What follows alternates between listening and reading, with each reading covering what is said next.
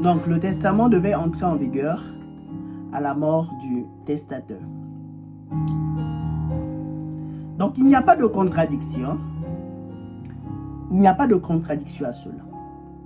Et Frère Branham me dit, quand il y a eu des tumultes, quand il y a eu ces situations, quand les gens commençaient à l'adorer, il fallait qu'il aille protéger le trône. Et Frère Branham l'explique. Écoutez, cette partie de Apocalypse 5, première partie.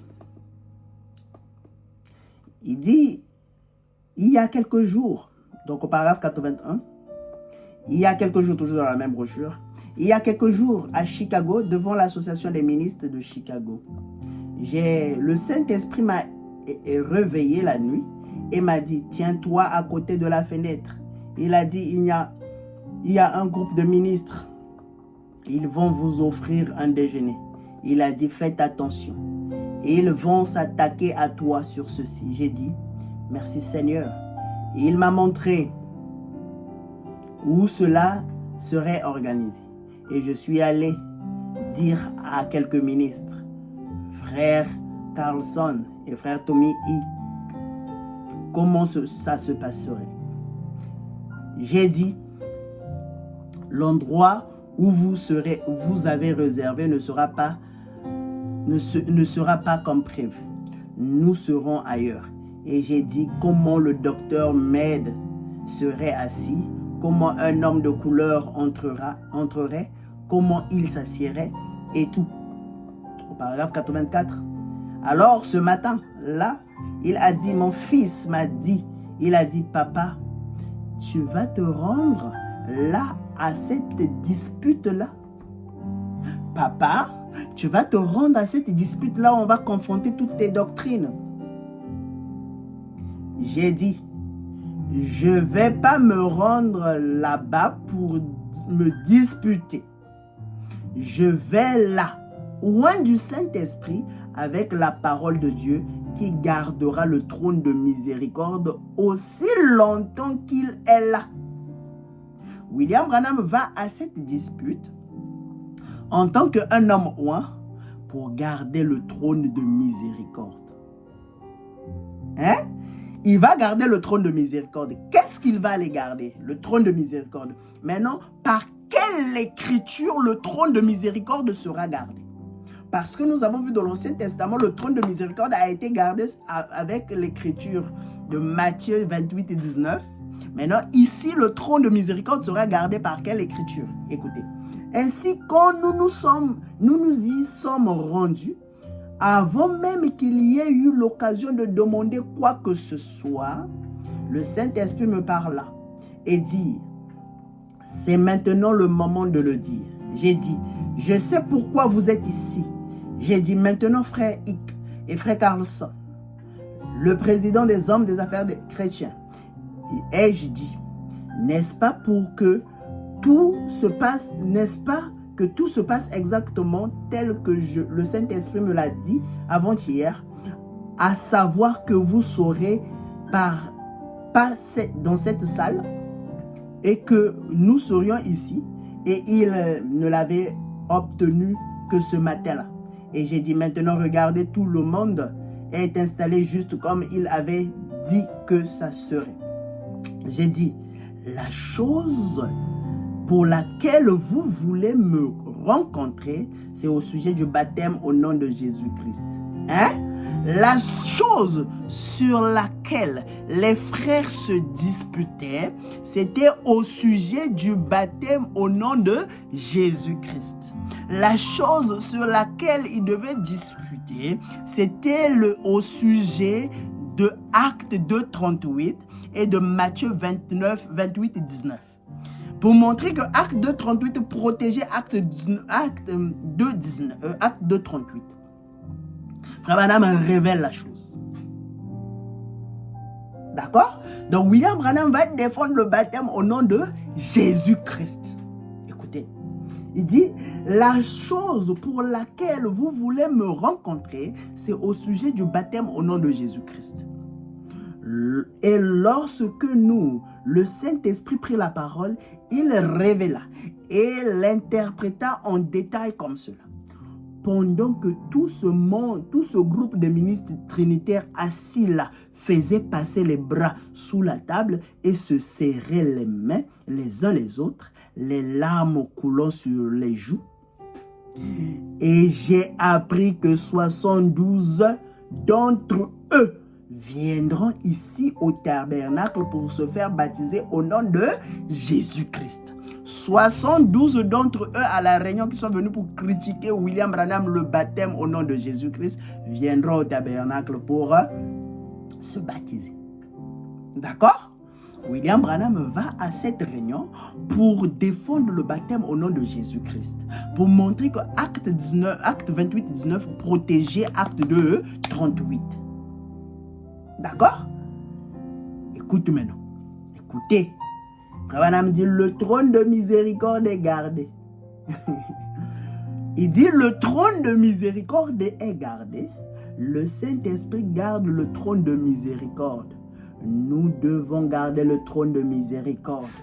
Que cette parole de Dieu, ce grand message assis là, Matthieu, Marc, Jean, qui soutenait chaque action du Nouveau Testament, hein? Ok? Acte 2, 38 devient le gardien du trône du baptême du Saint-Esprit selon le livre de la Révélation. D'accord? Plus haut, frère Branham montre que les gens venaient le dire, William Branham, tu es le Seigneur. William Branham, tu es le Messie. William Branham, tu es ceci. Nous baptisons en ton nom. Il dit, je vais quitter le champ missionnaire. C'est impie, c'est horrible, c'est du diable. Mais ici, il va défendre le baptême au nom de Jésus-Christ. William Branham dit à son fils, je vais garder le trône de miséricorde. En prêchant le baptême au nom de Jésus-Christ, frère Branham dit, garde le trône de miséricorde. Matthieu, en prêchant le baptême au nom du Père, Fils, Saint-Esprit, protégeait le trône de miséricorde qui est acte 2, 38. William Branham, en prêchant le baptême selon le livre des Actes des Apôtres, le baptême au nom de Jésus-Christ, protège le baptême selon le livre de la Révélation. Voilà pourquoi il dit au paragraphe 90 de la même brochure. Et maintenant c'est exactement ce que je dis dans la première partie du message. La première partie du message, qu'est-ce qu'il a dit, William Branham? Il a dit qu'il n'est pas le Messie. Il a dit le baptême au nom de Jésus-Christ, c'est un baptême adulte. Le baptême selon le baptême, les gens qui baptisaient selon le Seigneur William Branham, c'est un baptême à adultère. Ça va le faire quitter le champ missionnaire. Mais ici, il dit, c'est ce que j'ai dit dans la première partie, ce matin. L'essence là est gardée par l'évangile. L'évangile protège le baptême selon le livre de la Révélation. Il continue, laissons cela juste là où elle est, sous la garde de l'évangile. Donc, nous comprenons qu'il n'y a aucune contradiction. Le baptême, selon le livre des Actes, a été protégé par Actes 28 et 19. Allez, faites de toutes les nations mes disciples, les baptisons au nom du Père, Fils et Saint-Esprit. Nous comprenons le baptême selon le livre des Actes, Acte 2, 38, le baptême de Jésus-Christ, protège le baptême selon le livre de la Révélation. C'est le gardien du trône. Ok? C'est le gardien du trône. Voilà pourquoi le baptême au nom de Jésus, tout baptême au nom de Jésus-Christ, tout baptême contraire au nom de Jésus-Christ, c'est un baptême adultère. Voilà pourquoi nous nous baptisons au nom de William Branham. Nous croyons que William Branham, c'est le nom nouveau de Jésus-Christ. C'est toujours son nom, mais nouveau. Donc nous baptisons au nom nouveau de Jésus-Christ, qui n'est autre que le Seigneur Jésus-Christ. Ce n'est pas un baptême adultère. Et Jésus a reçu un nom nouveau qui est William Marion Branham. Alors, nous voyons que il n'y a pas de contradiction dans la parole. Il n'y a aucune écriture qui contredit une autre écriture, si ce n'est que si deux écritures semblent se contredire, comme l'a dit William Branham, nous devons nous agenouiller, prier, d'accord, et recevoir l'interprétation. Car aucune écriture qui peut se contredire s'il n'y a pas une écriture qui peut le redresser. D'accord? Donc, il y a toujours une écriture qui redresse une autre écriture. Donc, selon William Branham, il y a le baptême au nom de Jésus-Christ selon le livre de la Révélation et qui est protégé par Acte 2, 38. Il y a le baptême au nom de Jésus-Christ selon le livre des Actes qui est protégé par Matthieu 28 et 19. Et les gardiens du trône de l'Ancien Testament, c'était Ruben, Ephraïm, Dan, Judas. Et dans le Nouveau Testament, nous avons Marc, Jean, Luc et puis Matthieu. Et dans le Troisième Testament, nous avons les 4 êtres vivants. Nous avons ce serpent écrasé que William Branham a dit, mettez cela sous la garde de l'évangile. Ils doivent protéger le trône de miséricorde. Et il dit à Billy, je vais là-bas pour protéger le trône de miséricorde. Et quand il finit, il dit, tout ce que je vous ai dit, que je ne suis pas le Messie, que je ne suis pas ceci, mettez cela sous la garde de l'évangile. Donc il n'y a aucune écriture qui contredit une autre écriture. La Bible n'est pas contradictoire. La Bible ne se contredira jamais. William Branham dit, c'est une lettre d'amour. C'est la parole qui est parfaite, qui raconte le livre, qui raconte le début et la fin de toutes choses. C'est ce qui est parfait. Alors il n'y a aucune contradiction. La parole doit correspondre de la Genèse à l'Apocalypse. Il doit y avoir aucune contradiction. Si vous me voyez qu'il y a une contradiction, c'est qu'il y a un problème qui doit être résolu dans votre doctrine. Donc nous devons voir toutes ces choses. Donc, pour la prochaine partie, nous allons voir un autre point qui est aussi très important, les principes de l'étude de la parole. Comment devons-nous étudier la parole de Dieu?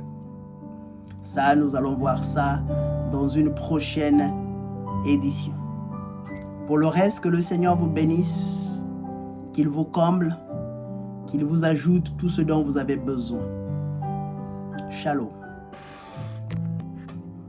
Donc, Matthieu, Marc, Luc et Jean gardaient le livre des actes. D'accord? Ils gardaient le livre des actes. Je continue, je relis. Et nous trouvons la même chose dans l'ordre de l'Ancien Testament, que le trône de miséricorde était gardé. Oh, j'espère que vous saisissez cela. Le trône de miséricorde est gardé. Il a toujours des gardes. Nous avons vu que ces gardiens sont Matthieu, Marc, Luc et Jean. Ils gardaient le livre des actes. Les actes du Saint-Esprit accomplis au milieu des apôtres. C'est le livre des actes du Nouveau Testament. Donc, les livres des actes du Nouveau Testament a été gardés par Matthieu, Marc, Luc et Jean. Nous continuons la lecture. Et les 4 écrivains de l'évangile, Matthieu, Marc, Luc et Jean, eux tous gardent ce trône de miséricorde pour montrer que c'est Dieu, le Saint-Esprit aujourd'hui. Chaque écriture, Matthieu, Marc, Luc et Jean, chacun d'eux soutient le véritable évangile du Seigneur Jésus-Christ et les actes du Saint-Esprit.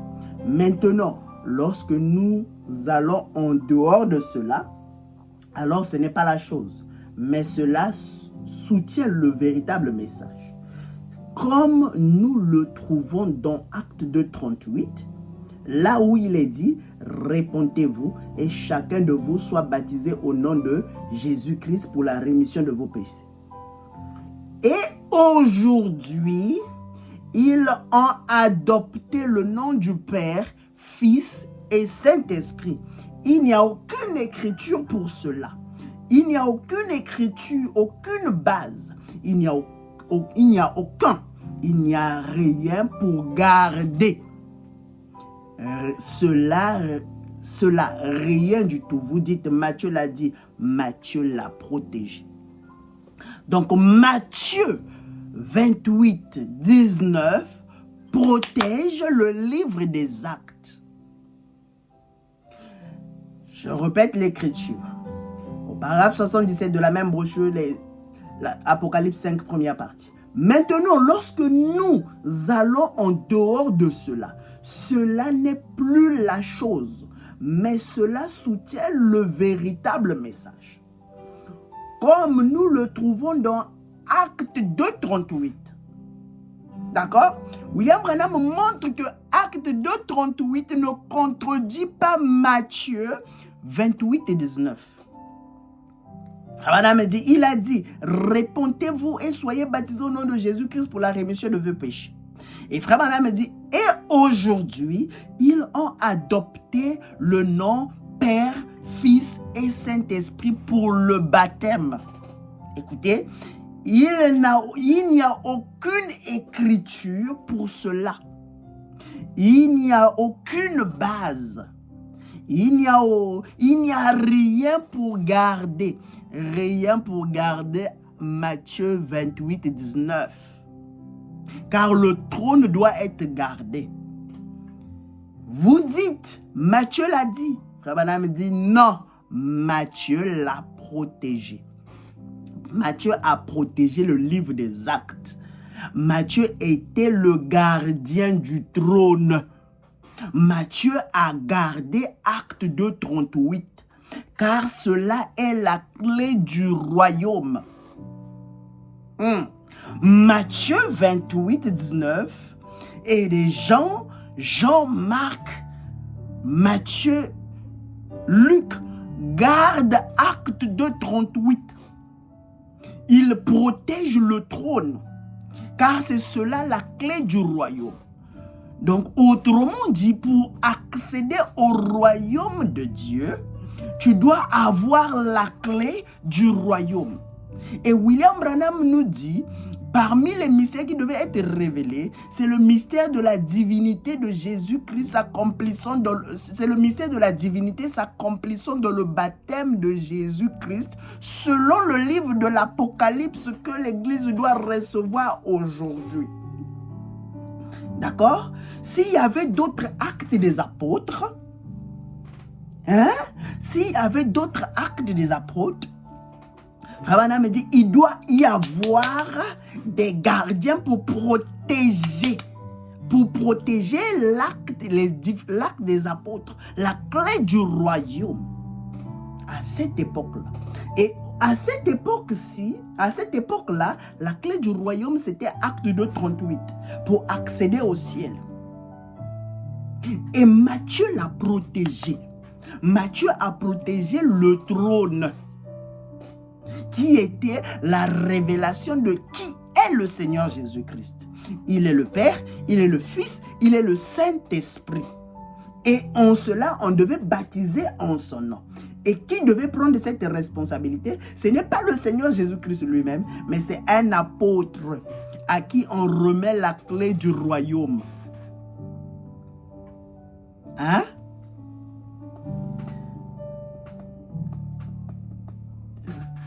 D'accord? Je prends encore une autre écriture pour ça puisse être clair.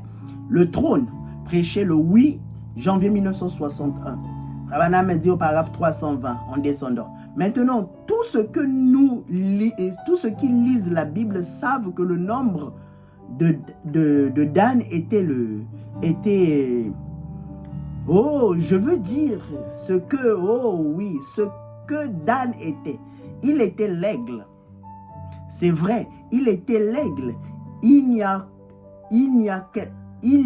quelqu'un qui lit la Bible, il était l'aigle. Donc nous avons dit Dan protégeait la porte du nord qui était l'aigle. Maintenant Ruben était l'homme. D'accord, il était l'aîné, le plus faible de tous. Jacob ne l'a n'a-t-il pas dit dans la Genèse 49, Ruben, tu es les prémices de ma vigueur, mais comme les eaux, tu es monté sur ma couche et tu l'as souillé. Il a vécu avec la concubine de son père. Voyez-vous, ça, c'est l'immoralité de l'être humain. Vous voyez, l'animal ne connaît pas l'immoralité. Le lion, aucun autre être n'a cela, mais c'est l'homme qui commet un tel acte. Il va avec la femme de son prochain et tout. C'est juste comme, c'est exactement la même chose. Tout est complet. Maintenant, celui-ci ici, Dan était un aigle et Ruben était l'homme. Éphraïm était le bœuf ou le veau. Maintenant, voyez-vous le dessin là-bas? Maintenant, si vous remarquez, Dan était le chef de la tribu. Judas était le chef de la tribu. Ruben était le chef de la tribu. Éphraïm était le chef de la tribu. 3 fois 4, 12. Les 12 tribus d'Israël. Voyez, chacun a sa bannière. La bannière de Judas était le lion. La bannière de Ruben était l'homme. La bannière d'Éphraïm était le bœuf. Et la bannière de Dan était l'aigle. D'accord? Et je prends maintenant une autre partie. Écoutez, au paragraphe 303. Maintenant, la Pentecôte après, donc nous avons vu que Judas, Dan, Éphraïm et Ruben, ce sont les 4 gardiens du trône qui protégeaient le trône. Maintenant, dans le Nouveau Testament, frère madame dit, maintenant à la Pentecôte, après la Pentecôte, quel livre fut écrit? Après la Pentecôte, quel livre fut écrit? Celui des actes du Saint-Esprit. Les actes, n'est-ce pas? Par quoi commencent les actes? Par quoi commencent les actes? La première chose pour entrer dans le salut. Par quoi commencent les actes? La première chose pour entrer dans le salut. Acte 2, 38. Par quoi commencent les actes? La première chose pour entrer dans le salut. Par quoi commencent les nouveaux actes des apôtres? La première chose pour entrer dans le salut. Madame dit acte 2, 38. C'est le dernier. Est-ce vrai? Ils furent tous remplis du Saint-Esprit et se mirent à parler dans d'autres langues. Et Pierre se leva et prêcha un sermon. Ils en demandaient, que pouvons-nous faire? Comment allons-nous y entrer? Que pouvons-nous faire? Comment allons-nous y entrer?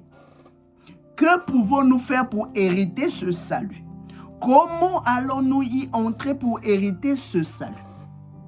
La Bible dit, Frère Branham répond, il leur répondit, acte 2, 38. Donc, dans l'Ancien Testament, pour entrer dans le salut, il fallait acte 2, 38. Pour quitter l'Ancien Testament, pour entrer dans le Nouveau Testament, dans les actes des apôtres, il fallait acte 2, 38.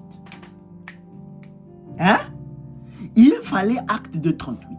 Et William Branham nous dit, s'il y avait une autre génération, on devait écrire les nouveaux actes des apôtres. Alors, moi, je vous pose la question.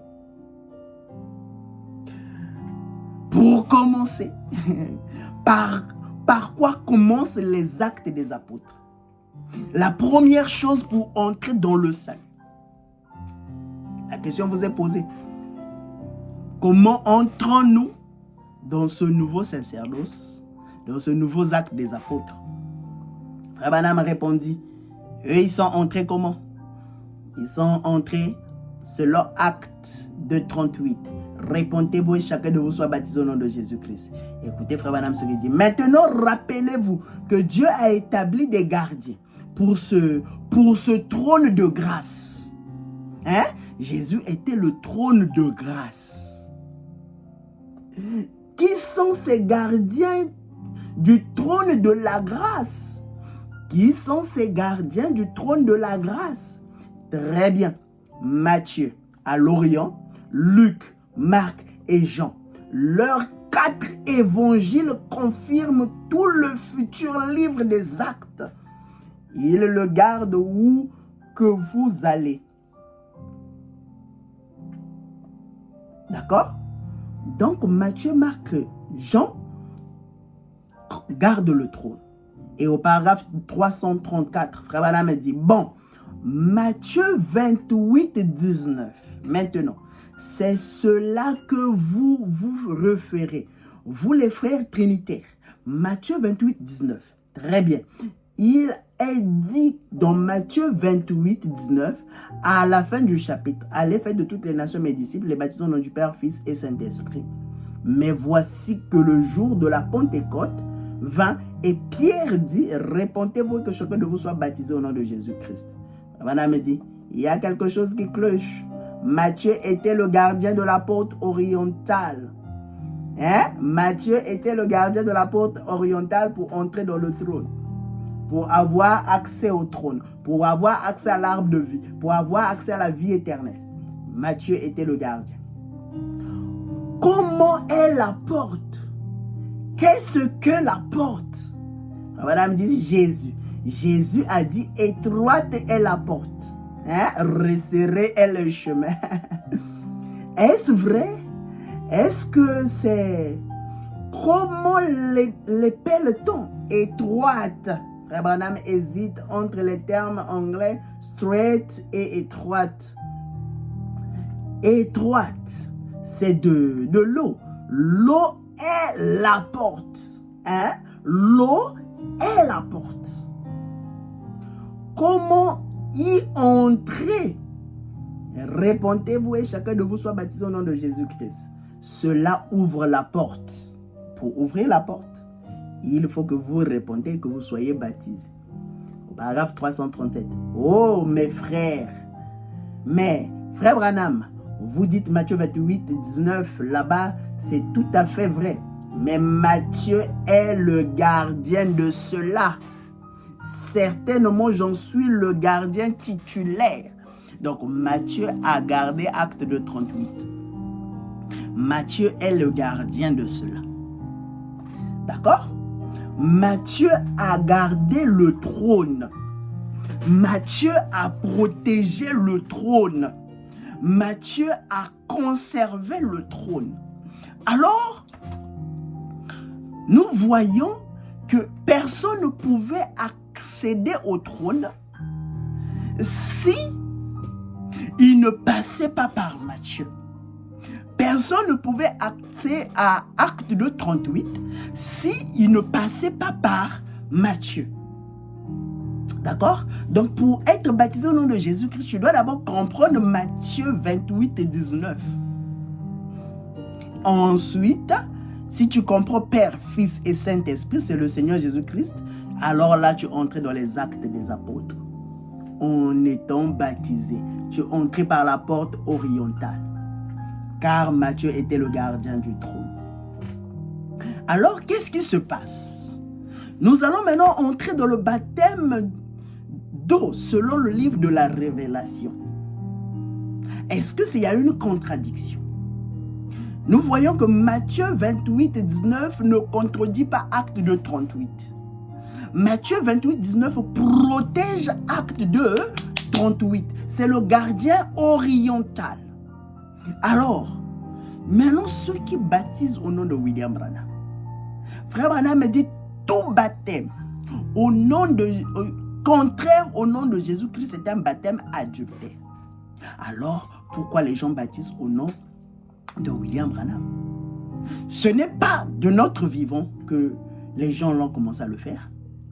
Mais depuis que William Branham était là, les gens commençaient à baptiser au nom de William Branham.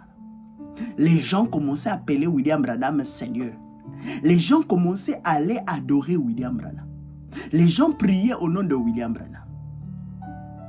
Alors, il faut qu'il y ait le gardien du trône pour protéger le trône.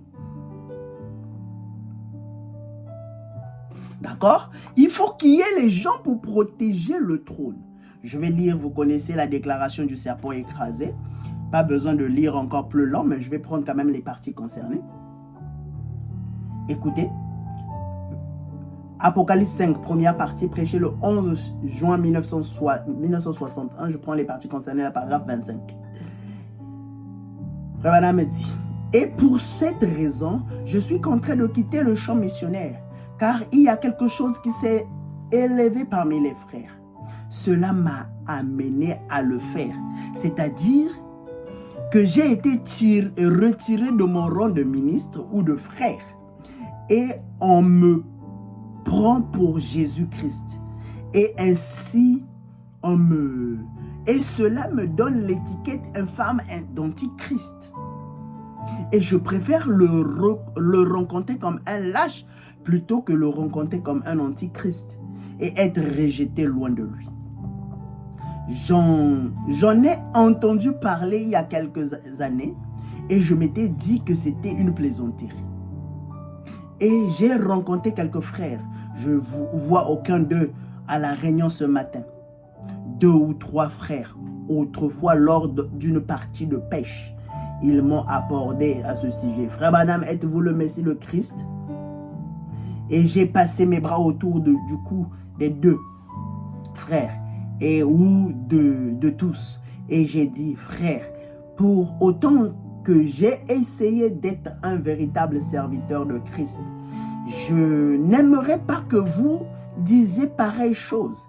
Et si jamais cela était dit à mon sujet, je quitterai le champ missionnaire avec une conscience tranquille. Et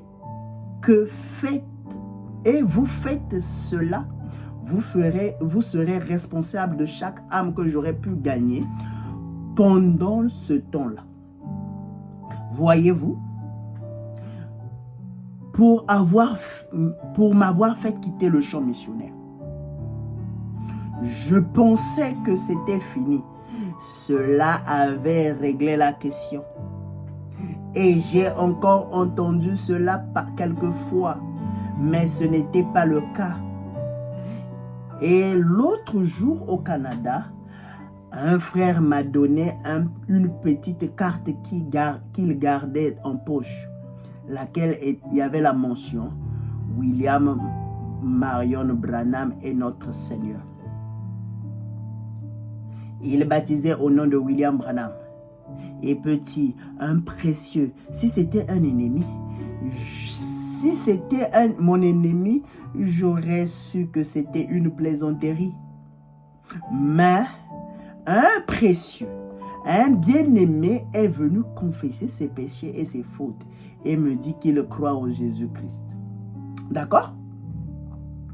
Donc, William Branham, les gens sont venus commencer à baptiser en son nom. Les gens commençaient à l'adorer. William Branham dit c'est l'ennemi qui s'est infiltré. Exactement. Là aussi, on peut parler du testament qui entre en vigueur. Le testament de Jésus-Christ est entré en vigueur. Le baptême au nom de Jésus-Christ est entré en vigueur à sa mort. Une fois qu'il a quitté la terre, il a dit, quand Jean, je serai plus là, quand Pierre, je serai plus là, affermis tes frères, quand tu seras affermi. Et c'est là où Jean a introduit le baptême. Et de son vivant, les gens commençaient à baptiser. Le trône était exposé. Alors, il a fallu qu'il y ait quelque chose pour garder le trône. Il fallait qu'il puisse prêcher ce sermon pour dire, c'est impie, c'est horrible, c'est du diable, pour protéger le trône. D'accord? Il fallait qu'il puisse protéger le trône afin que cela puisse être gardé. Branham me dit, parce que le testament devait entrer en vigueur. Shalom, shalom. C'est encore moi, votre humble serviteur, le frère Sat, pour vous servir. Alors, aujourd'hui, nous voulons continuer notre thème sur la Bible, un livre à étudier. Alors, c'est très intéressant d'étudier ce point si précieux. Attention. Alors, nous allons continuer ce que nous avons commencé. Nous avons dit ceci, que la Bible n'est pas contradictoire. Nous avons dit que la Bible n'est pas contradictoire et nous avons lu les Écritures là où William Branham a dit que si la Bible était contradictoire, alors que la personne se prononce pour que je puisse lui donner de l'argent équivalent à 2 mois de son salaire. Alors nous avons compris que cette Bible qui est si précieuse n'est pas contradictoire. Et nous avons pris les différentes Écritures. Nous avons pris notamment Genèse 18 et Jean, le chapitre 8, le verset 56. Nous avons vu dans Genèse 18, trois hommes sont venus à Abraham. Et celui qui était au milieu était Elohim. Et Abraham a dit, Seigneur, ne passe loin de ton serviteur. Et il lui appela Elohim. Et Frère Branham a dit que ce n'était pas Jésus.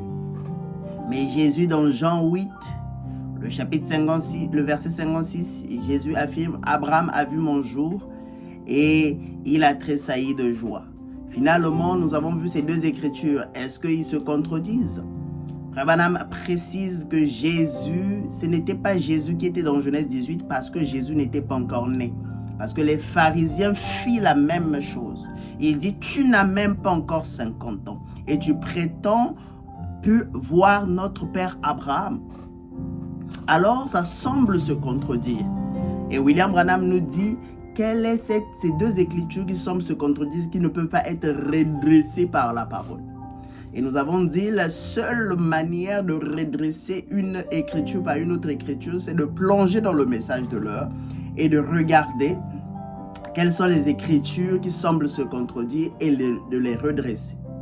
Et c'est là où nous avons lu William Branham, là où il dit que ce n'était pas Jésus parce qu'il n'était pas encore né.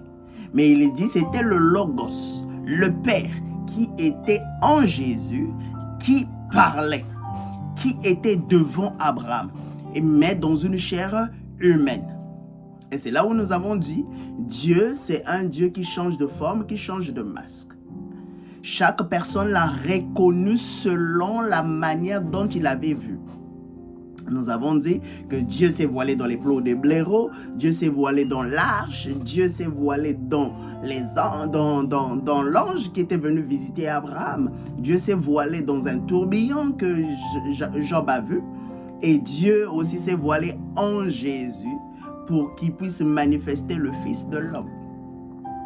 Et Frère Branham a dit, c'est tantôt Jésus parlant, tantôt Dieu parlant. Donc, à la fois, c'est l'homme qui pouvait parler. D'un autre côté, c'est Dieu qui pouvait parler. Par exemple, Jésus à Gethsémane, il dit, Seigneur, éloigne cette coupe de moi. Ça, c'était l'homme qui parlait. Mais quand il était devant la tombe de Lazare, quand il a dit, Lazare sort, ça, c'était Dieu qui parlait. Quand il était devant les pharisiens, quand il dit Abraham a vu mon jour et il a tressailli de soi, là c'était plus Jésus qui parlait, mais c'était Dieu qui parlait en Jésus. Et c'est là où nous allons continuer pour voir que ce n'était pas Jésus, mais c'était Dieu en lui. Donc nous avons pris Jéhovah Jireh, prêché le 12 mars 1961. Je fais un récapitulatif pour qu'on puisse voir un peu là où nous étions.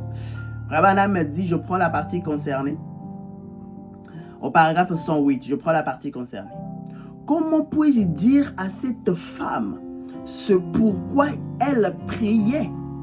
Voilà sa main levée, sa main droite vers Dieu, pour montrer que c'est vrai. Qu'est-ce? Moi? Non, c'est lui. Ce n'est pas un homme qui était assis devant Abraham, mangeant la chair et la nourriture comme cela. C'était Dieu dans cet homme. Ce n'était pas Jésus. Il a dit, c'est mon Père qui demeure en moi. Donc, c'était le Père qui demeurait en lui. C'était le grand Logos qui demeurait en lui, qui faisait ces choses. Devant Abraham, ce n'était pas cet homme qui faisait ces choses, mais c'était Dieu dans cet homme. Et dans William Branham, c'est la parole faite chair. La parole faite chair, c'est quoi? C'est un Dieu homme.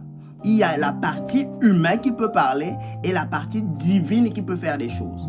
Voilà pourquoi la Bible dit, Jésus pouvait dire, je ne peux rien faire de moi-même sans d'abord vu cela faire au Père. Et c'est là où William Branham vient de donner une interprétation claire. Jésus ne pouvait rien faire de lui-même sans pourtant qu'il ait une vision. Et c'est la même chose qui se passe avec William Branham. Lui, le glorieux Saint-Esprit, il vient dans la dispensation du Saint-Esprit. William Branham ne pouvait faire rien de lui-même sans qu'il ait une vision. Voilà pourquoi quand il arrive en Finlande, quand il voit cet enfant qui a été piétiné, la tête là-bas, les pieds là-bas, il dit, j'ai eu une vision. Si cet enfant ne ressuscite pas, écrivez derrière mon dos un faux prophète. Parce que le véritable prophète, le Fils de l'homme, c'est un Dieu qui est homme. C'est la parole faite chair. Parce qu'elle est un parent. Et pour être un parent, il faut être un homme. Et pour être rédempteur, il faut être Dieu. La partie divine et la partie humaine s'associent. C'est ce qu'on appelle la dualité. Nous adorons un Dieu homme. N'enlevez jamais la partie humaine de Dieu. Sinon, il ne sera pas parent rédempteur. Dieu, quand il est fils de l'homme, il est un Dieu homme. Il doit agir comme un homme. Il doit aussi agir comme Dieu. C'est là où, si vous suivez le témoignage de Peregrine, Peregrine dit, William Branham, quand il était avec moi, il était un être humain. Il y a d'autres personnes qui le prenaient comme un moine. Mais il était humain. Voilà pourquoi il me racontait l'anecdote. Il dit, il aimait tout le temps me provoquer parce que je suis né du Texas. Et il disait, quand tu vas mourir, on va prendre un gros cercueil. Mais quand j'avais appelé ce monsieur-là, il a trouvé simplement la personne et l'air est sorti et on l'a mis dans une petite boîte. C'était ces choses qui s'étaient en train de rigoler avec Peregrine pour montrer qu'il était un homme. Parce qu'il devait être parent, le plus proche. D'accord? Et c'est là où William Branham a dit, en Jésus, c'est tantôt Jésus parlant, tantôt le Père parlant. Nous allons voir ça dans Jéhovah Jireh, prêché le 29 avril 1956. Jéhovah Jireh, le 29 avril 1956, au paragraphe 53. Branham a dit, il a dit, c'est pourquoi les gens ne pouvaient pas le comprendre. Hein? Pourquoi les gens ne pouvaient pas le comprendre?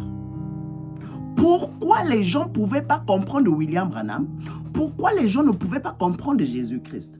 Pourquoi les gens ne pouvaient pas le comprendre? Écoutez, c'est pourquoi les gens ne pouvaient pas le comprendre. Parfois, c'est Christ qui parlait, ou c'était le Fils qui parlait. D'autres fois, c'était le Père qui parlait. C'est une personne double. C'est un homme, virgule, le Fils. Dieu était en lui. Il tabernaclait en lui. Hein? Jésus n'était que le tabernacle du Dieu vivant. Hein? C'était le tabernacle là où Dieu devait manifester son côté fils. Et quand il arrive en William Branham, c'est là où il manifeste son côté Saint-Esprit. Voilà pourquoi on dit William Branham est un tabernacle du millénium. Oh oui, le Saint des Saints a été oint. Ce temple élégant du millénium qui a le nom de William Branham C'est lui le Saint des Saints, c'est lui le tabernacle du millénium. Voilà pourquoi William Branham dit, ici, il ne s'agit pas de oindre Jésus, parce que Jésus avait déjà été oint au Jourdain. Il dit ici, il s'agit de oindre le Saint des Saints, le tabernacle auquel il va utiliser dans le millénium. Et le tabernacle, c'est un homme. Et Dieu tabernacle dans cet homme. Donc, n'enlevons pas le côté humain de William Branham. Non, n'enlevons pas cela. Il était un homme, c'est ce qui fait le parent rédempteur. D'accord? Donc, Jésus n'était que le tabernacle. Et William Branham était aussi le tabernacle. Mais ce qui fait que Jésus soit Dieu, Frère Branham dit dans le message de grâce au paragraphe 185, il dit Jésus n'était qu'un homme. Oui, il n'était qu'un homme. Mais qu'est-ce qui a fait de lui Dieu?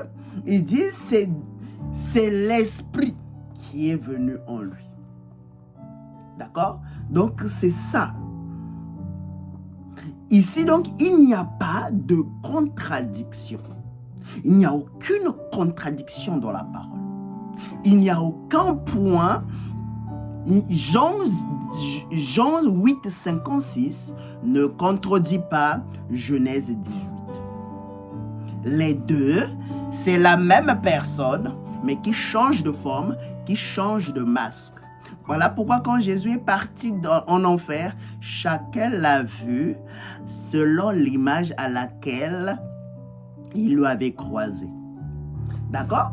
Maintenant, quelle attitude avoir vis-à-vis des deux écritures qui semblent se contredire? William Branham, dis-nous, puisqu'il y a plusieurs écritures qui semblent se contredire, quelle est l'attitude que nous devons avoir vis-à-vis de deux écritures qui semblent se contredire? Écoutez William Branham. Je crois donc, il dit cela, dans la stature d'un homme parfait. Prêché le 14 octobre 1962, au paragraphe 182. Écoutez ce que dit William Branham. Je crois dans une connaissance authentique par le Saint-Esprit. La connaissance par le Saint-Esprit ponctuera toujours la parole par un amen. Quand vous trouvez ces choses qui semblent se contredire, quand vous trouvez ces choses qui semblent se contredire dans la Bible, vous vous asseyez. Quand vous trouvez les choses qui semblent se contredire, écoutez le conseil, vous vous asseyez et vous étudiez cela dans la prière. Vous vous asseyez et vous étudiez cela dans la prière. Comme cela. Et tout à coup, le Saint-Esprit commencera à se manifester. Après quelques instants, vous voyez que cela se joigne. Et là, vous l'avez. C'est la connaissance. Voyez-vous?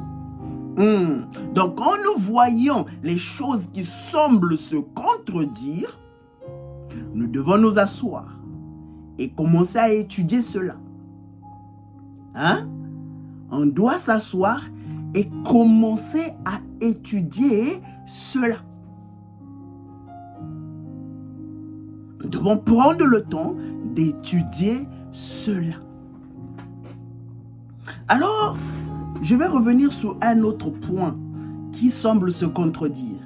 Puisque nous avons dit, nous avons pris Genèse 18 et Jean 8, 56, ça semblait se contredire et nous avons compris ensemble avec vous que le Fils de l'homme, c'est un Dieu prophète, c'est un homme. Il est 100% homme, il est 100% Dieu. Et celui qui parlait devant les pharisiens, qui disait qu'avant qu'Abraham fût je suis, Abraham, votre père, a vu mon jour et il a tressailli de joie.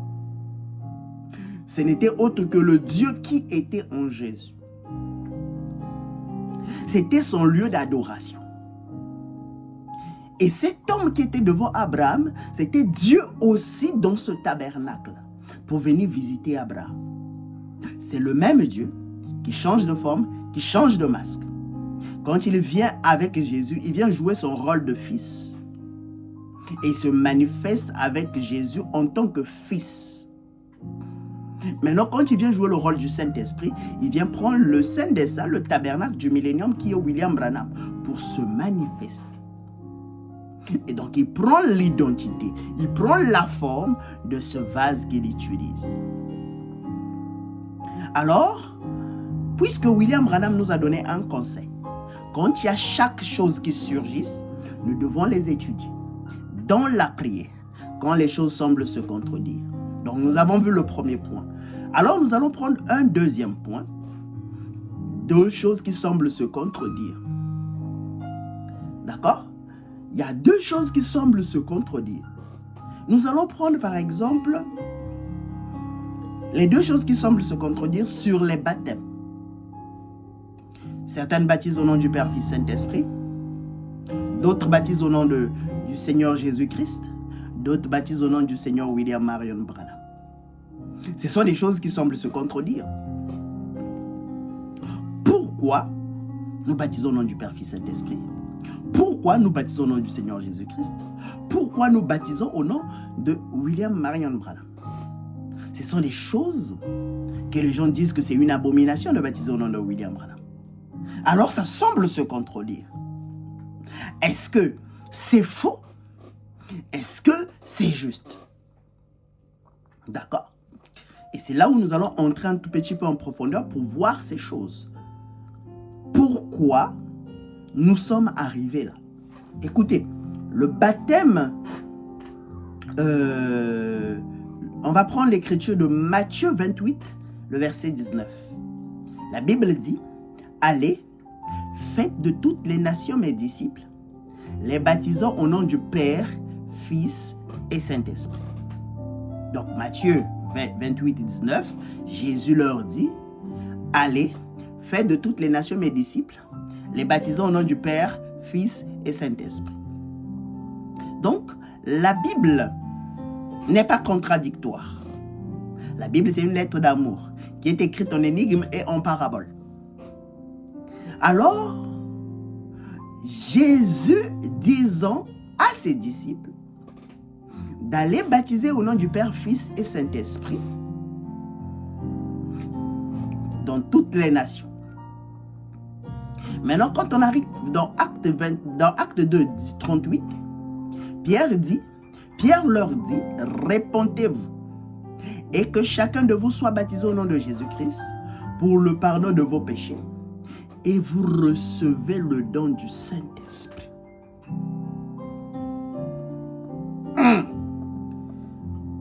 Et on voit encore d'autres surgir. Le baptême, ce n'est plus au nom de Jésus-Christ. Le baptême devient au nom de William Marion Branham. Branham a dit, tout baptême contraire au nom de Jésus-Christ, c'est un baptême adultère. Donc, finalement, le baptême au nom du Père et du Saint-Esprit, le baptême au nom de Jésus-Christ, le baptême au nom de William Branham. William Branham tranche, il dit, tout baptême contraire au nom de Jésus-Christ est un baptême adultère. Finalement, donc, le baptême de William Branham, c'est un baptême adultère. Pourquoi finalement confirmer que c'est juste? Pourquoi confirmer que c'est faux? Nous allons étudier ça. Nous allons voir, est-ce que les deux écritures se contredisent ou pas? Donc, Jésus disant à ses disciples, à Pierre en particulier, allez faire de toutes les nations mes disciples, les baptisons au nom du Père, Fils, Saint-Esprit. Entrons un peu dans cette matière. Et Acte 2, 38, Pierre vient baptiser au nom de Jésus-Christ. Alors, pour commencer, nous devons d'abord comprendre qui était Pierre. Si nous comprenons qui était Pierre, alors nous pouvons avancer, voir pourquoi Pierre a baptisé au nom du Seigneur Jésus-Christ. Et nous allons tomber maintenant sur le baptême au nom de William Marion Branham. Est-ce faux? Est-ce vrai? Écoutez. Quand Jésus est ressuscité, il avait dit à Pierre, quand tu seras affermi, affermis tes frères aussi. Et Pierre, dans Matthieu 16, la Bible dit que Jésus l'a fait une promesse qui lui donnera les clés du royaume. Et pour confirmer cela, William Branham a dit, écoutez sa voix, prêchez le 5 octobre 1958, au paragraphe 198. Écoutez sa voix, prêchez le 5 octobre 1958, au paragraphe 198. Écoutez William Branham. Jésus-Christ au chapitre 16 de Matthieu, je crois, a dit à Pierre, je te donne les clés du royaume des cieux. Tout ce que tu liras sur la terre, je le lirai au ciel. Tout ce que tu délieras sur la terre, je le délierai dans les cieux. Vous êtes tous au courant de ça. Branham continue au paragraphe 199. Le jour de la Pentecôte, où le royaume de Dieu était venu dans sa plénitude de sa puissance, croyez-vous ça? L'assemblée dit Amen. Pierre était là. Or, quand Jésus est ressuscité des morts, il n'avait pas les clés du royaume. Pas vrai? Amen. Il avait les clés des morts et des séjours des morts. Mais la clé de royaume, mais pas la clé de royaume. Et voici ce qu'il a dit quand il a prêché. Et que ces gens avaient entendu ces choses et avaient endurci leur cœur. Voici ce que a dit Pierre. Donc, Pierre, c'est lui qui avait la révélation. Pierre, c'est lui qui croyait la parole. La preuve, quand le test leur avait été donné, que dites-vous que je suis moi le fils de l'homme? Pierre a levé son petit doigt. Il a dit, tu es le Christ, le fils du Dieu vivant.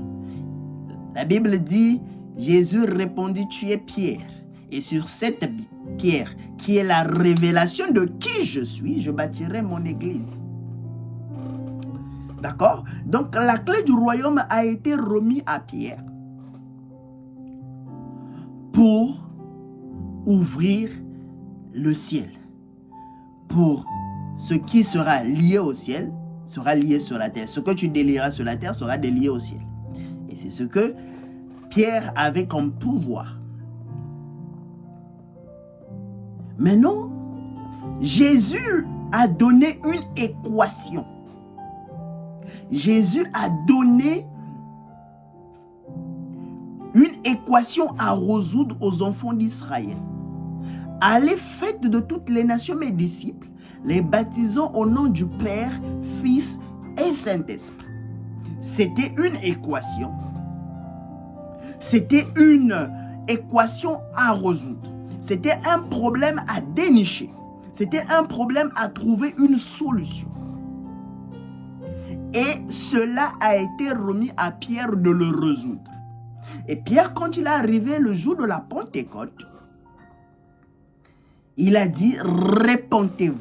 Voilà la clé du royaume qu'il commence à donner.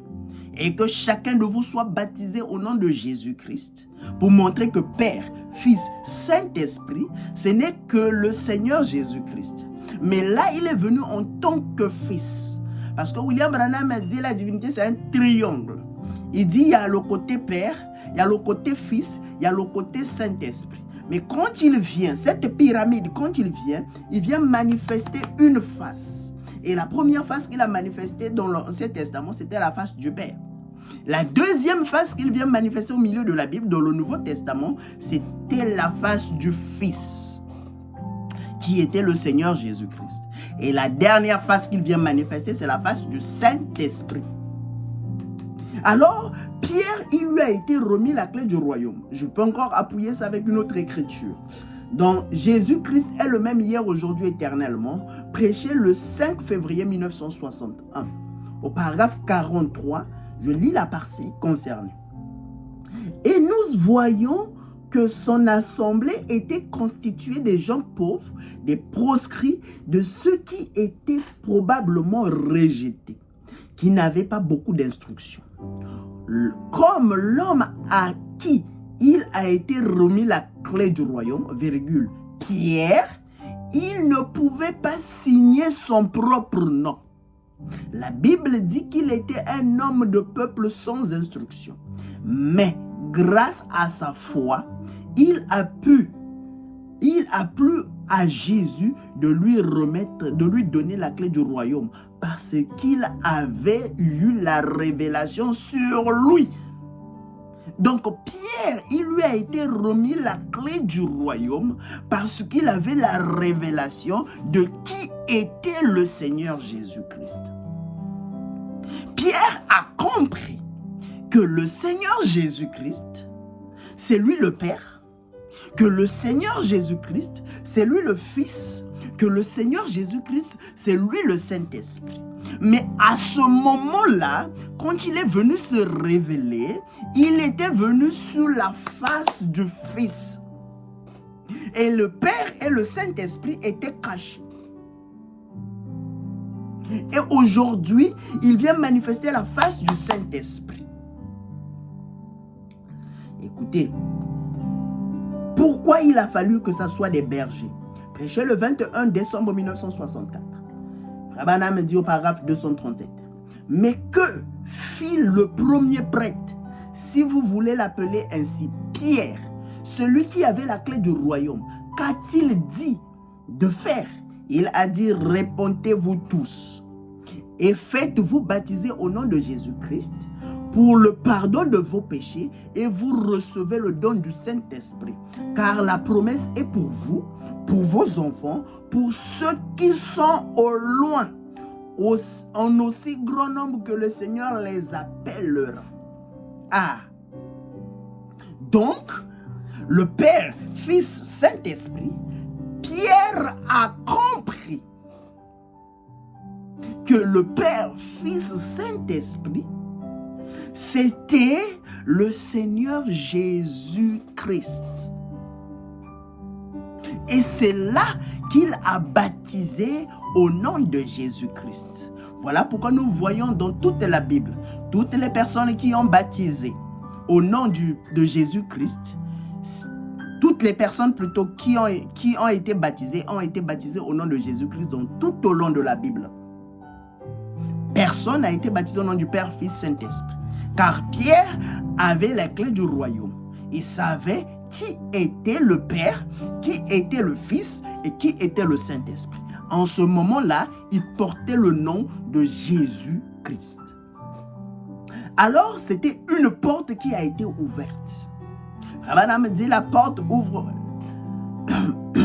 aux eaux de baptême. D'accord?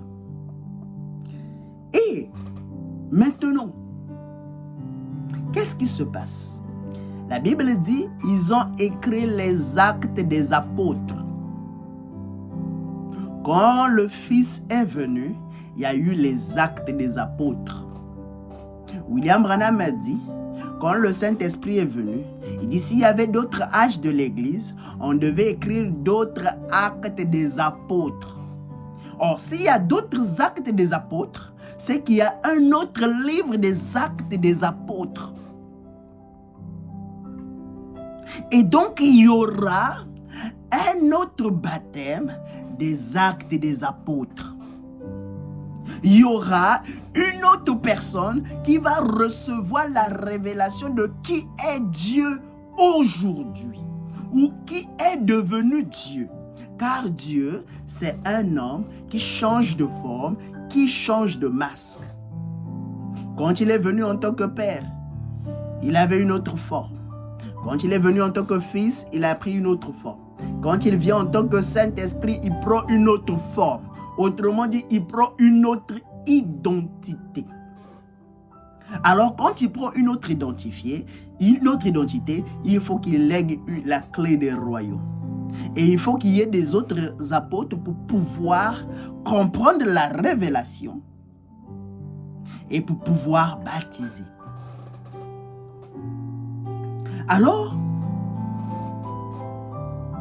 nous croyons que William Branham, c'est lui le 7e messager, c'est lui le prophète. William Branham dit dans les âges de l'Église, il n'y a eu que 2 prophètes. Il dit le premier prophète c'était Paul qui a bâti les fondements. C'était la fondation. Et puis l'achèvement, c'est William Branham. 2 prophètes. Il dit le reste, c'était des réformateurs. Voilà pourquoi Luther pouvait baptiser au nom du Père, Fils, Saint-Esprit, parce qu'il n'avait pas la révélation. C'était un réformiste. Mais il y a eu 2 prophètes le long des âges de l'Église, qui est Paul qui a été envoyé aux nations et qui est William Branham. Alors, William Branham nous promet. Il nous dit, il y a un autre baptême qui vient au nom de William Marion Branham. Bon. Il dit un autre baptême selon le livre de la Révélation. Est-ce que ce baptême vient contredire le baptême de Jésus-Christ? Écoutez, je vais le lire quand même. Monsieur, est-ce le signe de la fin? Prêché le 30 décembre 1962. Je prends la partie concernée. William Branham citant les différents mystères. Au paragraphe 259. William Branham dit, il n'existe pas d'enfer qui brûle éternellement. Vous brûlerez pendant des millions d'années, mais tout ce qui est éternel n'a ni commencement ni fin. L'enfer a fut créé, donc il a une fin. Branham dit le 260, il dit le mystère du baptême du Saint-Esprit sans sensation. Le mystère du baptême du Saint-Esprit sans sensation, mais la personne de Christ, la personne de Christ accomplissant en vous les œuvres, les mêmes œuvres qu'il a fait. 261, le mystère du baptême d'eau que les trinitarismes extrêmes ont changé en des titres Père, Fils et Saint-Esprit, et le mystère de la divinité. Ah, le mystère de la divinité. Donc, il y aura toujours d'abord la divinité. Écoutez, s'accomplissant dans le baptême au nom de Jésus-Christ, selon le livre de la Révélation. Donc, selon le livre de la Révélation, selon le livre de l'Apocalypse, il y a un baptême. Il y aura le mystère de la divinité dans le baptême du Seigneur Jésus-Christ, selon le livre de la Révélation, que l'Église, en ce temps, devait recevoir. Voilà certains de ces mystères. Donc, il y a un mystère de la divinité s'accomplissant dans le baptême au nom de Jésus-Christ, pas selon les livres des Actes des Apôtres, mais selon le livre de la Révélation, de l'Apocalypse, que l'Église devait recevoir en ce temps-ci.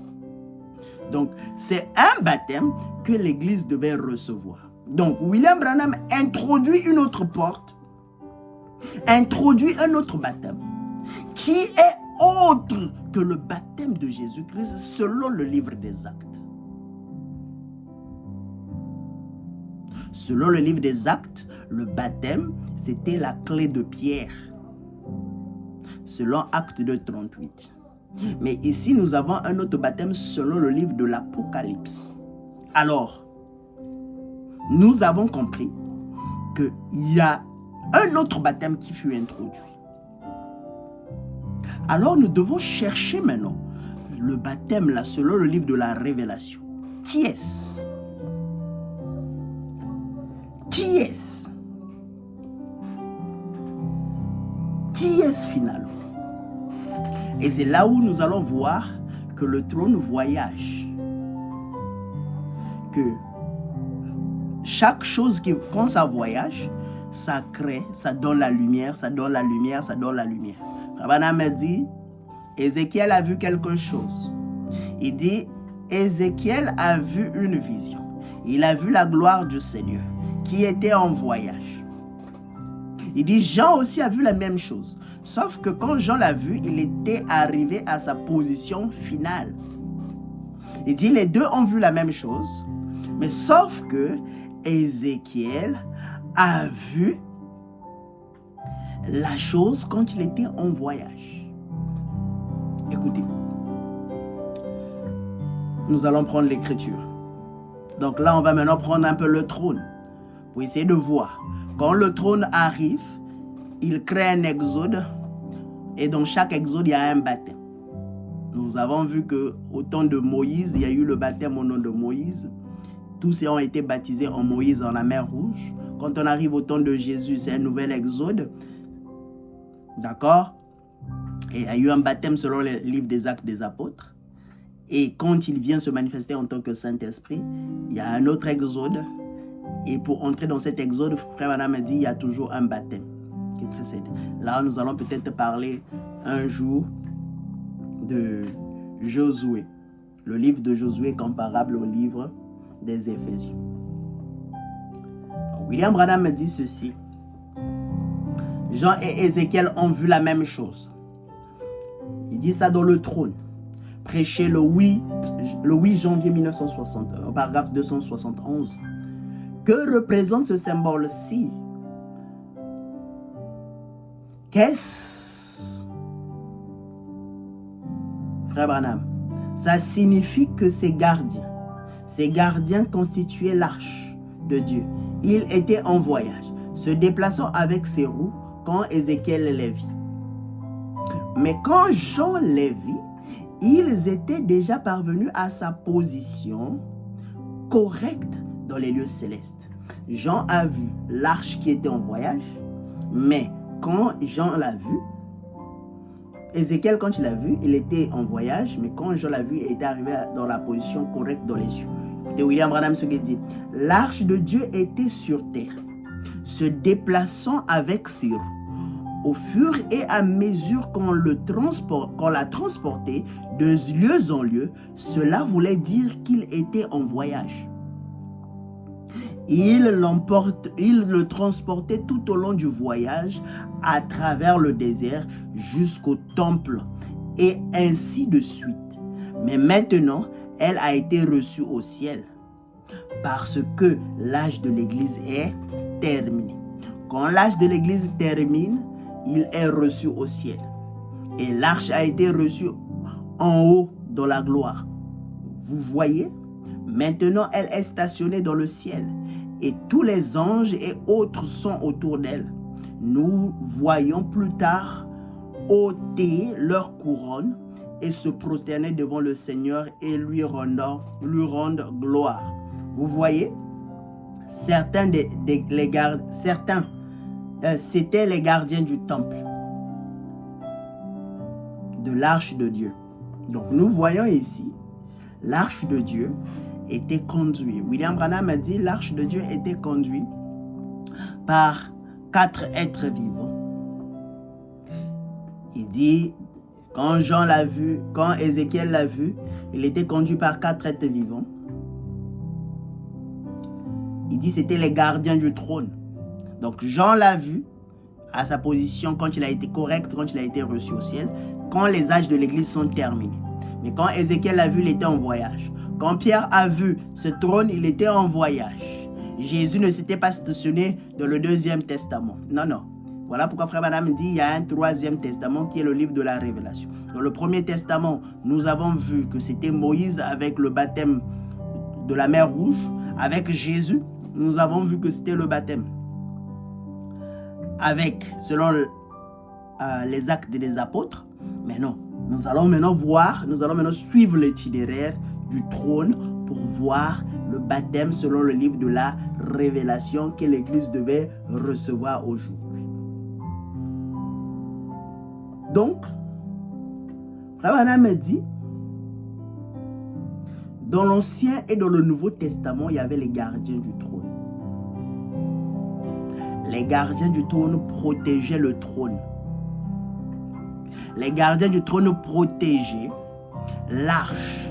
Souvenez-vous, quand Adam est tombé en Éden, les chérubins ont protégé l'arbre de vie afin que Adam ne puisse plus en manger. Et tout au long des âges des Juifs, la Bible dit le trône a été gardé afin que les gens ne s'approchent pas et reçoivent la vie éternelle. L'arche était l'arbre de vie en Éden. Et dans l'Ancien Testament, c'était dans l'arche qu'il protégeait. Et Frère Branham dit, l'arche était gardé par 4 êtres vivants. Et ces 4 êtres vivants, il y en avait dans l'Ancien Testament, dans le Nouveau et dans le Troisième Testament. Alors, si on trouve l'arche, nous allons maintenant connaître qui était là, quel est le baptême qu'il faut appliquer. Parce que dans chaque exode, nous allons passer un peu plus rapidement pour qu'on puisse comprendre. Dans chaque exode, il y a toujours un baptême. Et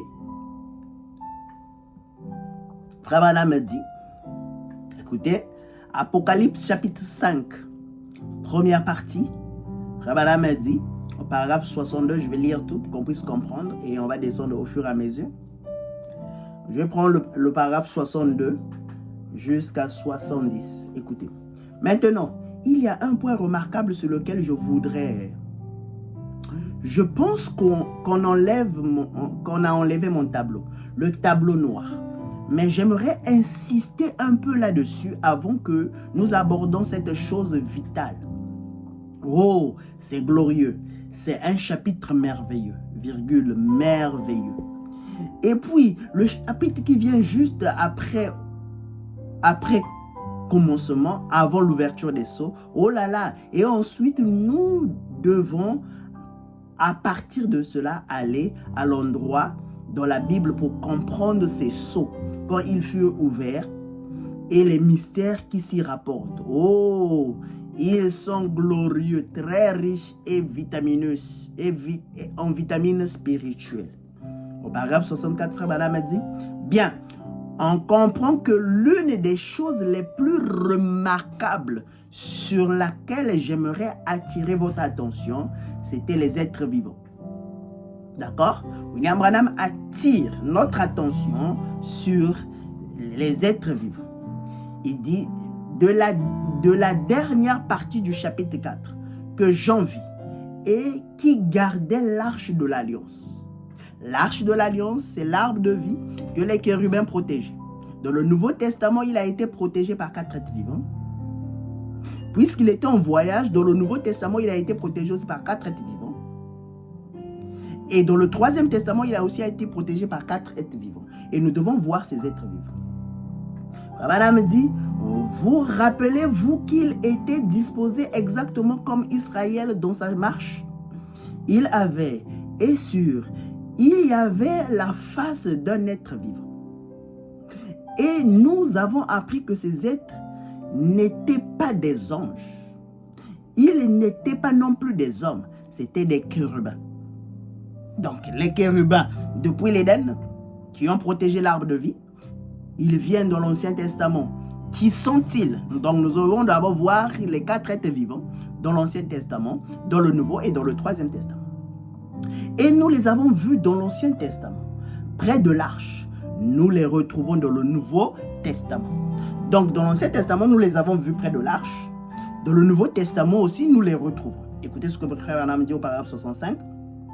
Ensuite, on les retrouve encore dans la venue du Seigneur.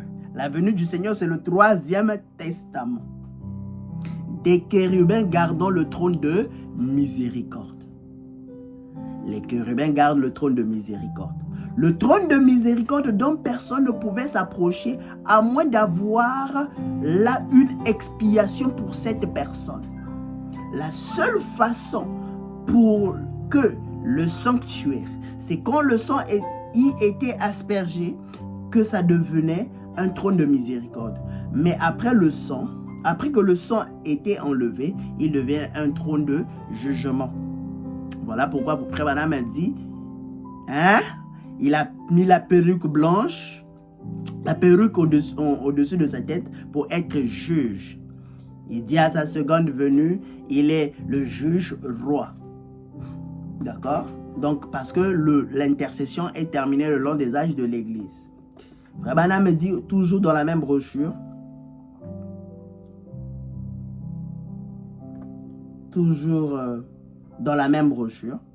Apocalypse 5, Frère Branham me dit au paragraphe 69, maintenant, nous voyons là, je vais un peu essayer d'être de spiritualiser cela ici, ou plutôt de le dessiner à la main pour vous. Il y avait 4 côtés. Selon la façon dont Israël campait, il plaçait l'arche au milieu. L'arche était au milieu. Et chacun de 4 côtés de la tente. Il y avait 3 tribus d'Israël. Et 3 fois 4 font 12. Ou plutôt 4 fois 3 font 12. Et chaque groupe de 3 avait une tête. Et chaque tête de tribu. Paragraphe 70, Rabbanam dit, l'une d'elles était Ruben, qui campait toujours au sud. Dans l'Ancien Testament, Ruben campait au sud. Il était la tête de l'homme. D'accord? Les 4 êtres vivants. Ruben campait au sud avec les 2 autres tribus, qui font 3. C'était la tête de l'homme. Éphraïm était à l'ouest, où 3 tribus étaient le veau. Donc, Ruben au sud, avec 3 autres tribus, qui étaient la tête de l'homme.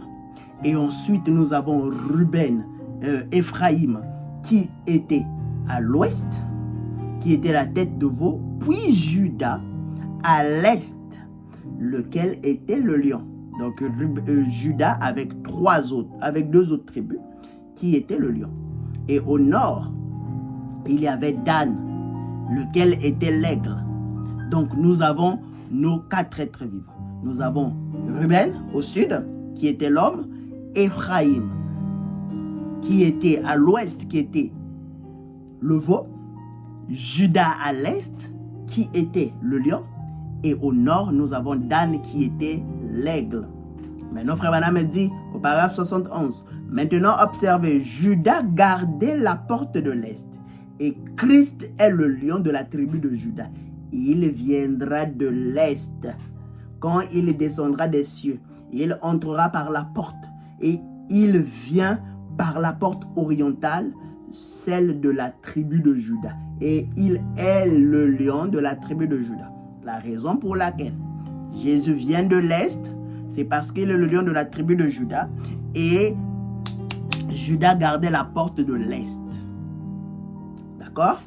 Donc, nous avons trouvé dans l'Ancien Testament qui étaient les gardiens du trône.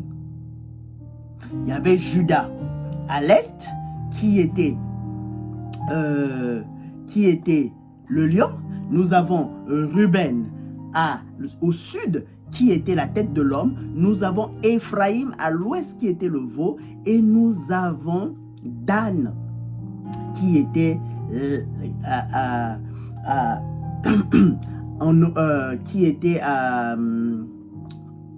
Dan, qui était au nord, qui représentait l'aigle. Et Frère Branham dit maintenant au paragraphe 96. D'accord? Une fois que nous avons passé l'Ancien Testament, nous allons partir un peu plus rapide pour qu'on puisse voir. Dans l'Ancien Testament, c'est ceux qui gardaient le trône. Et ils ont été baptisés en Moïse. Dans le Nouveau Testament, Frère Branham a dit, écoutez, paragraphe 75. Maintenant, nous voyons qu'ils étaient les gardiens du trône de miséricorde. Ils gardaient le trône de miséricorde. Rien ne pouvait s'en approcher. Il fallait d'abord passer par la tribu avant de pouvoir atteindre le trône de miséricorde. Tout homme qui voulait donner sa vie, avant de pouvoir entrer dans le camp pour prendre le trône de miséricorde, il fallait tuer chaque Israélite dans le camp. Et maintenant, nous voyons que c'était l'ordre de l'Ancien Testament. Donc ça, c'était l'ordre de l'Ancien Testament.